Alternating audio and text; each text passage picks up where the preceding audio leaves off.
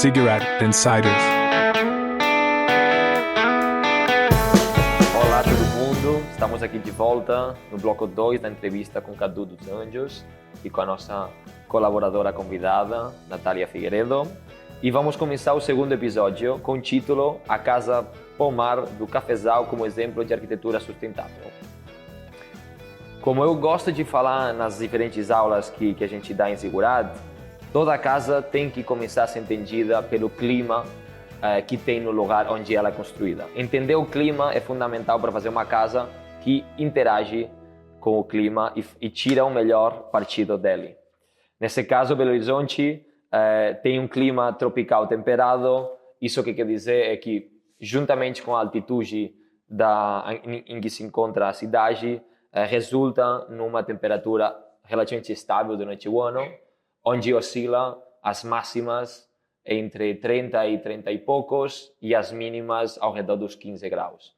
Então, faz frio e tem momentos onde a gente precisa da arquitetura para nos proteger do clima exterior, nesse sentido, mas também um clima quente.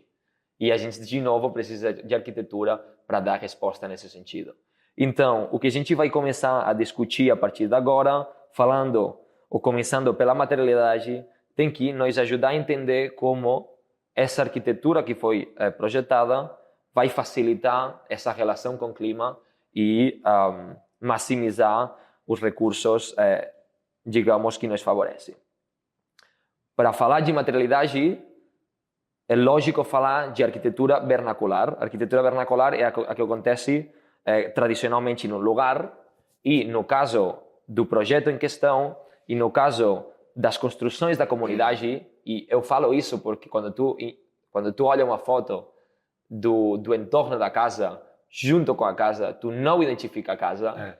Isso basicamente porque foi capaz a casa de ler que tinham recursos naturais, que tinham recursos disponíveis no lugar. A casa também foi capaz de ler que tinha umas condições ambientais e umas condições geográficas, e tudo isso, entender tudo isso é fundamental como passo 1 para desenhar essa casa, não? Aí, por exemplo, a gente começa a identificar concreto. Tu já falou no episódio passado de uma estrutura de concreto, de parede de tijolo, mas tinha umas particularidades ao redor de tudo isso que tu estava falando. Também gosto de falar na aula de Ziggurat que para fazer um dos princípios-chave para fazer uma arquitetura sustentável é que isso é aplicável em muitos aspectos, mas na arquitetura ainda mais, é que menos é mais. Menos uso de recursos, menos superfície e menos impacto. Tá? Isso na casa se traduz de várias maneiras, e tu já começou a falar umas. Falaste, por exemplo, que a casa não tem rebocos. Isso já é um material que não é utilizado nesse sentido. A gente não precisa do reboco, não? Instalações vistas. Isso também gera menos resíduo. E é mais fácil a sua manutenção. Tu falou também que é uma casa pequena. Pode ser que porque o lote era pequeno, mas também porque tu não tinhas certas necessidades ou não, agora tu vais responder nisso, de ter uma casa maior. Então, todas essas questões, já de primeiras, e para quem tem um olho um pouco fino e tenta entendê-las, eu acho que a casa já começa a falar por si só. Não engana, ela é transparente. Então, nesse sentido, esse debate estético/construtivo, até que ponto aconteceu de maneira natural ou foi uma coisa intencional? Pela tua parte, pela parte do coletivo? Bora lá. Então, tem muita coisa interessante na casa. A disposição dela em relação ao sol é uma primeira maravilha que ela é feita. A casa ela recebe sol o dia inteiro. Por onde o sol passa é da maneira que ela foi construída. E é muito divertido pensar nisso, porque as outras casas do meu beco são pensadas na outra diagonal. Então, mesmo o sol batendo ali na frente, às vezes atrás dessas casas vai estar frio. E minha casa recebe sol o dia inteiro. Outra solução muito divertida é a ventilação cruzada. A gente usa as persianas feitas por serralheiros ali da comunidade, e ali nas ventanas, quando elas são abertas, as de frente e as de trás, cria essa circulação do ar, um fluxo que a primeira vez que eu vi uma Maculan fazendo isso, eu morri de rir, que ele foi lá em uma abriu, ele foi na outra abriu, chegou no meio, levantou a mão e fez uma cara assim. Tipo, funcionou, deu certo. E mesmo sendo muito pequeno o lote, eles souberam aproveitar os pavimentos de uma maneira muito bem aproveitada, que eu tenho um deck de madeira maravilhoso, tem ali a sala com cozinha, que a gente chama de cozinha americana, e no andar de cima ainda tem um terracinho e o quarto.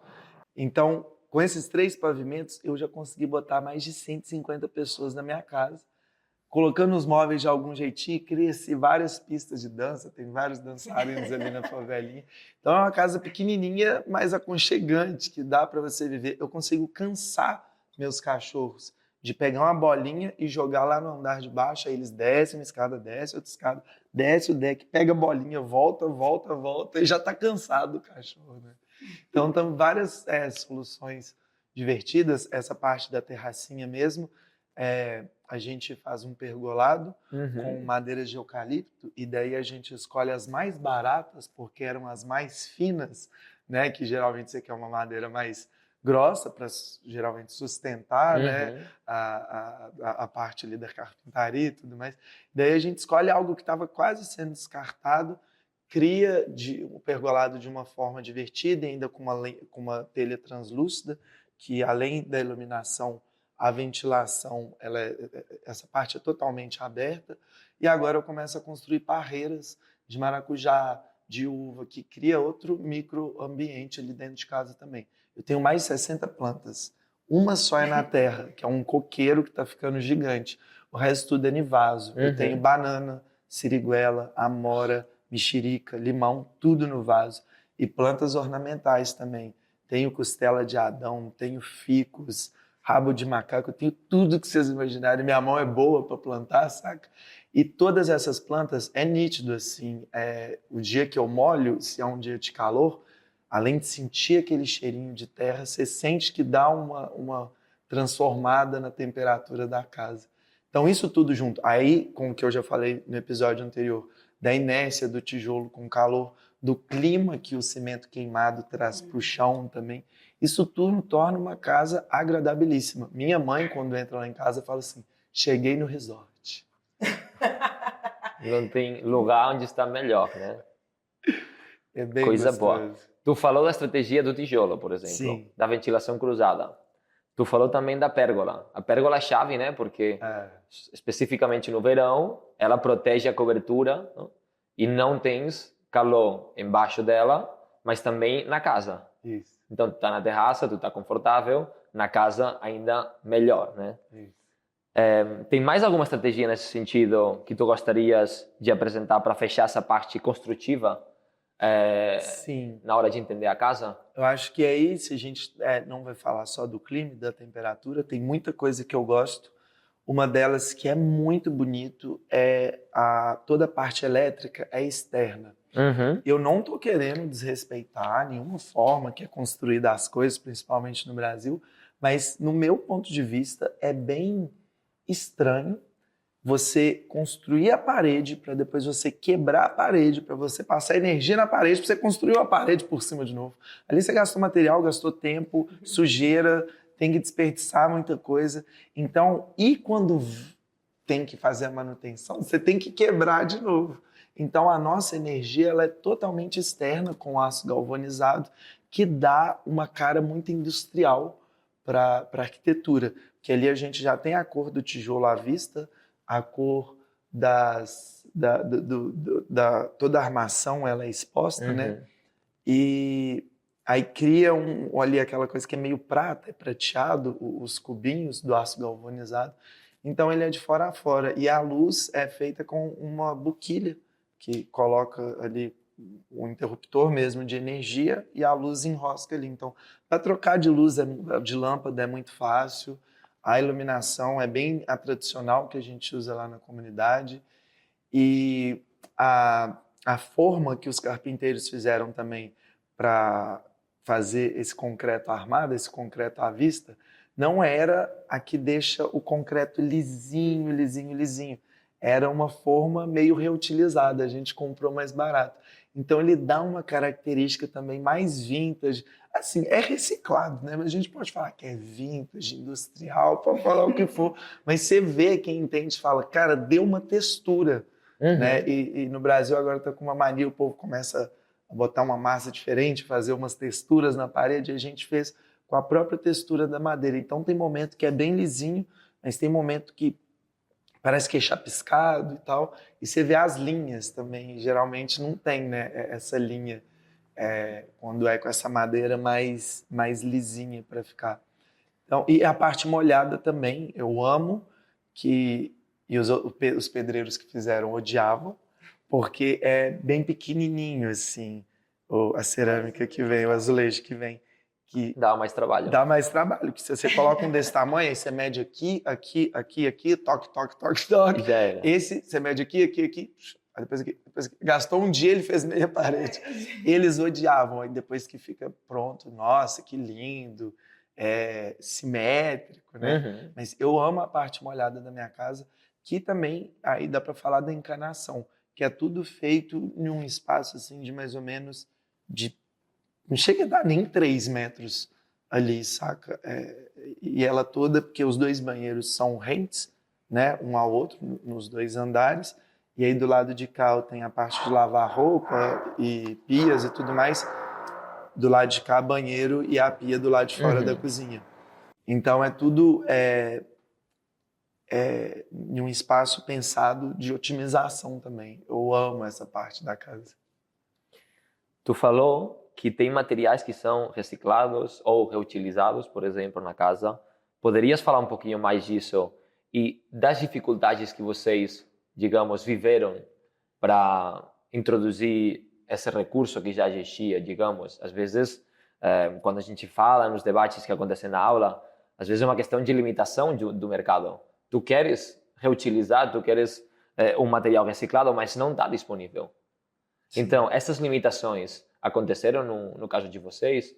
Ou foi mais fácil, tinha já uma obra disponível que ia ser demolida e dava para pegar alguns dos materiais? Como que foi isso? Então, eu acho que o maior desafio que a gente teve na casa, tanto com materiais novos e materiais reutilizáveis, foi fazer com que o material chegasse na obra. Porque, como eu falei, minha casa é uma rua de terra, acesso, então. De acessibilidade total. É uma rua de terra que não tem asfalto, não tem nem nome. Então, às vezes, até para o material chegar era complicado, eu tinha que esperar lá na esquina para trazer até aqui. Mas o que a gente usa de reutilizado é mesmo comprado, né? A gente usa as madeiras de eucalipto para o pergolado, que são as madeiras que eram as mais baratas, que ninguém queria, porque são as mais finas. E essa madeira da carpintaria externa, que não era a madeira top e já era uma madeira usada. Só que tiveram vários momentos interessantes, por exemplo, o tijolo, todo o tijolo a gente ganhou e depois faz uma troca ali através de mídias sociais com a empresa e todo momento o maior desafio é fazer com que o material chegue ali. Mas, de resto, eu acho que a gente pechinchou muito, que é outro desafio no Brasil, que é da coisa da pesquisa mesmo. Então, todo o ferro da minha casa, eu não comprei em Belo Horizonte. Eu comprei numa cidade do lado, que era quase a metade do preço, talvez pelo imposto da cidade de Belo Horizonte, o imposto daquela cidade, e mesmo pagando com o transporte, mesmo pagando a mais pelo transporte, saía mais barato. Então, o desafio, às vezes, passa por uma camada financeira também, sabe? Logística e custos. É isso. Quando falando dos custos, porque um dos debates que geralmente acontece na arquitetura é que se tu quer fazer arquitetura sustentável, ela custa mais dinheiro. Vamos desmitificar esse debate, porque às vezes mas às vezes não é. E quando a gente bota o acento no que menos é mais, geralmente esse debate não acontece. Não, as casas não são mais caras pelo fato de ser mais sustentáveis. Nesse caso, se tu se sentir confortável, tu que viu ou participou de outros processos construtivos, essa casa é mais cara das habituais? É mais barata? Está dentro do padrão, geralmente, que define a construção? Eu acho que minha casa é um pouco mais cara do que as casas do mesmo tamanho do que a minha. Mas eu passo a economizar muita coisa também. Porque como eu não quebrei a parede para fazer a instalação, para depois construir ali por cima da parede de novo, eu já economizei ali. Eu não reboquei minha casa, eu já economizei. Não pintei minha casa, já economizei. Mas a laje, que é comum de ser usada na periferia, é a laje pré-moldada, né? Que eles já mandam o tijolinho que encaixa nas vigas e geralmente não paga nem o pedreiro, né? Faz um churrascão ali entre todo mundo. E é algo habitual do Brasil, é muito divertido o bater laje no Brasil. Assim, é uma bagunça assim mesmo, sabe? Da galera carregando concreto e fazendo ali. Então eu economizo muito em algumas partes. A laje maciça, ela é um pouco mais cara, com a estrutura de carpintaria, a estrutura de ferragem e a estrutura do concreto que a gente já compra pronto, né? Vem um caminhão, aí eu tinha que pagar mais ainda pela mangueira gigante ali de mais de 50 metros até o concreto chegar no destino final. Mas eu acredito também que vale muito a pena o investimento que eu fiz, porque o Brasil é um país livre de alguns desastres naturais, como terremotos, vulcões e tudo mais, mas a gente vê que é muito comum casas nas periferias caírem com as chuvas que vêm principalmente no final do ano no Brasil. E dificilmente, não falo que é impossível, que a gente não sabe da força da natureza, né? Mas dificilmente aconteceria alguma tragédia com a minha casa e a dos vizinhos de trás, que tem essa base da minha casa como uma sustentação deles, sabe? Ligando nessa temática que tu abriu agora, e que é muito interessante porque é como a arquitetura, e nesse caso a moradia, que é um bem fundamental, né? Que está reconhecido pelos direitos humanos e todo mundo ter garantido um certo acesso à moradia. O fato de que essa moradia seja capaz de dar resposta às problemáticas climáticas, por exemplo, que acontecem, é fundamental em momentos de crise ambiental, de crise econômica, de crise de materiais e de recursos, etc. Natália, deixa eu te perguntar uma coisa. Desde os teus estudos em entornos urbanos informais, tem estratégias que estão começando a ser desenvolvidas que de algum jeito possam abordar essa questão da resiliência em comunidades? Muito interessante. Acho que, primeiro, Cadu, muito bacana te ouvir todas essas experiências, né? Porque são experiências vivas, não só técnicas. Eu acho muito bacana pensar que realmente tem um aprimoramento da técnica aqui, né? E eu acho que esse é o desafio posto no Brasil. Comentando sobre isso que tu falaste dos desastres, por exemplo, a grande maioria da população brasileira vive em áreas de periferia ou em favelas. Então, eu acho que é um desafio do arquiteto que esteja na instituição, na universidade, nas administrações públicas ou dentro dos seus escritórios, se aproximar dessa realidade, porque eu acho que a arquitetura das periferias, ela revela um Brasil de cada dia, né? Um Brasil real, um Brasil que está posto ali. Então, conviver com essa, se aproximar dessa realidade, né? Se familiarizar com as técnicas e com as problemáticas, revela uma possibilidade de uma arquitetura própria do Brasil. E aí eu queria aproveitar, assim, mudando um pouquinho só de tema, para fazer uma pergunta que eu fiquei com muita curiosidade, porque a gente sabe que no caso das favelas, os desafios postos não são os mesmos da cidade formal, né? Por exemplo, desde a perspectiva disso que a gente estava falando do dinheiro, me pareceu muito curioso no episódio passado que tu falaste que quando vocês tiveram que construir o Lá da Favelinha, tu pensaste, não, com os dançarinos, com os artistas aqui, a gente vai para a rua, para o semáforo, consegue 20 mil reais, papapá, e constrói. É uma realidade habitual da população brasileira, planejar a casa e construindo e fazendo isso, né, fazendo uma autoconstrução e construindo ao longo de anos e anos e anos para conseguir ter a sua casa. E isso também está refletido nas decisões formais e técnicas. Por exemplo, a gente falou agora da laje, né? A laje é também porque ao longo dos anos, talvez eu vou construir a casa do meu filho quando ele casar no segundo andar. Puxadinho, né? Puxadinho, exatamente, o puxadinho. E aí eu venho uma pergunta na minha a mente, que é, vocês pensaram nisso? Por exemplo, tu pensas em crescer tua casa com o tempo ou tu construiu uma laje só para fazer o churrascão com vistas? Né? Porque essa é uma boa pergunta. A gente sabe igual, né? que o churrascão com vistas na favela, a gente não diz que não. Então eu fiquei curiosa para saber sobre isso. Então, a minha casa tem estrutura para... Eu posso levantar 6 andares lá se eu quiser. Mas acho que com toda essa repercussão, seria um crime, um pecado, uma blasfêmia mexer nesse Colocar um telhado de 2 águas. Seria. Acho que eu ainda quero construir mais um pouco. Eu tenho que falar também do privilégio de ter uma família muito sólida e morei com meus pais até pouco tempo antes de sair de casa para fazer a minha casa. Então eu teria condições. Minha mãe não queria que eu saísse. Eu falava, mãe, hoje a gente vai bater a laje. Ela olhava assim. Pois é, eu vi uma matéria que os filhos estão morando até 35 com os pais. Minha filha, pelo amor de Deus, eu tô doido para sair fora. Não.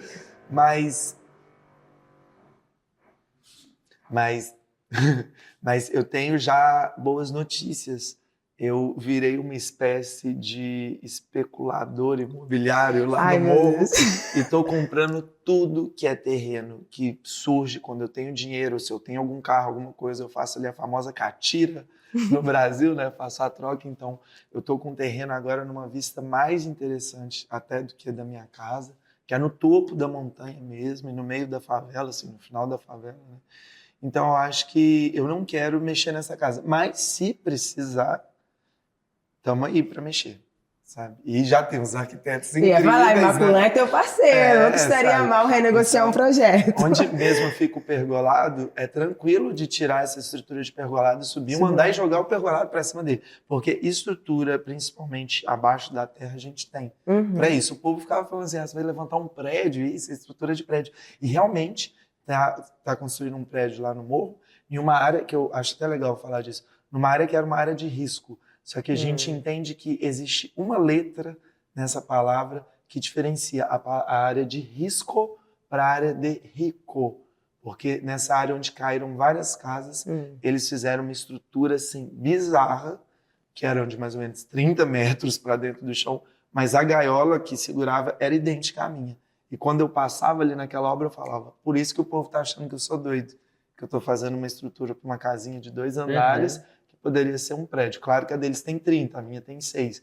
Mas eu consigo levantar ali mais uns 3 ou 4, mas acho que eu não quero. Não. E eu tenho a tatuagem também, né, da casa, então depois eu não ia ter espaço para terminar. Eu vi o Coletivo Levante, o Coletivo aqui Levante aqui também. Que foi chocante, né, gente? O mundo ficar sabendo dessa casa de favela. Eu estou aqui em Barcelona com essa vista maravilhosa. Tem que beliscar. Aqui tem casa no morro também. Eu já filmei ali para falar que é o aglomerado da Serra. Ó a favela de Barcelona ali, hein? Muito bom, galera, muito bom. Gostei muito do papo, gostei de ter falado de materialidade, gostei de ter falado de adaptabilidade e flexibilidade.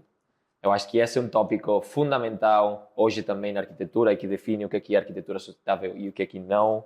E mesmo que depois tu decida sim ou não continuar, por exemplo, crescendo ou não, vai depender de muitos aspectos. O fato de ter a oportunidade vai fazer que a casa sirva para o futuro, independentemente do contexto familiar, das tuas necessidades, o que for. Eu acho que a gente pode fechar aqui. Acho que a gente foi capaz de entender os diferentes desafios que aconteceram pelo fato de ter construído a casa como ela foi construída, e os desenhos, os princípios de desenho que ajudaram a ela a conceitualizar desse jeito. A gente falou também de custos, que é outro desafio, né, no setor e também na sustentabilidade. Eu acho que dá perfeitamente para fechar aqui e ir embora com a ideia de que aconteceram muitas coisas aqui e que foram muitos os condicionantes que permitiram o jurado que decidiu que essa era a melhor casa do 2023, que realmente merecesse, né, essa distinção. Muito obrigado a vocês dois, muito obrigado à audiência, e a gente se encontra no terceiro episódio para falar dos impactos que essa casa trouxe para o setor, que pode trazer para o setor daqui em adiante.